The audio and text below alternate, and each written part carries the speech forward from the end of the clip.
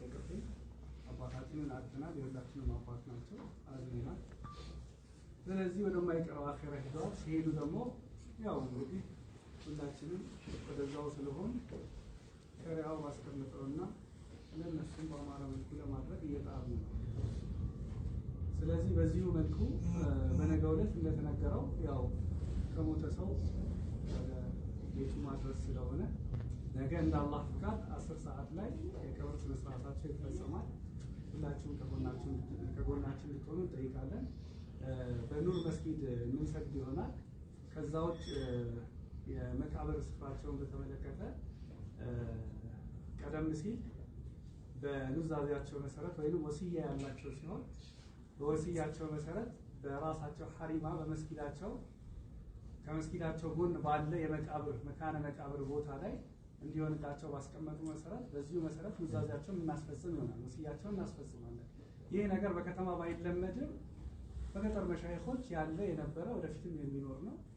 ይሄ ደግሞ በዛ መልኩ የሚሄድ ይሆናል። ወሲያ የሚቀየር ነገር ስላልሆነ እንደዚህ ነው። ይህንንም በማስመልከት ሙፍቲ ቀደም ሲል በህይወት እያሉ መካነ መቃብራቸውን ቦታቸውን መርጠው እዚህ ቦታ ነው የምትቀበረው ብለው ይህንንም ለከተማው መስተዳደር አሳውቀው የከተማ መስተዳደር ከከንቲባ ጀምሮ አውቀውት የፕላን ኮሚሽን በዚሁ መሰረት ቅይጥ የነበረውን ይዞታ ከይዞታቸው ካሬ ላይ 1000 የሚሆነውን ከቅይጥ አገልግሎት ወደ መካነ መቃብር ቀይሮላቸው መካነ መቃብር ያላቸው ስለሆነ በዚሁ የግል መካነ መቃብር በክብር የሚያርፍ ይሆናል።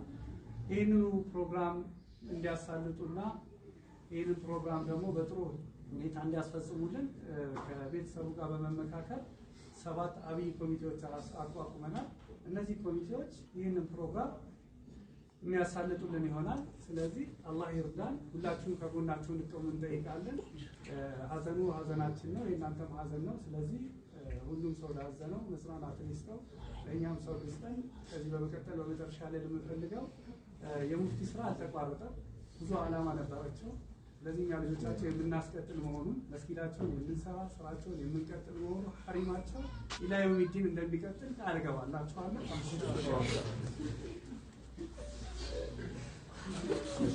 እኛ ሰው ምርጫ የለኝ ሙስሊም ክርስቲያን ብዬ አልመርጥም።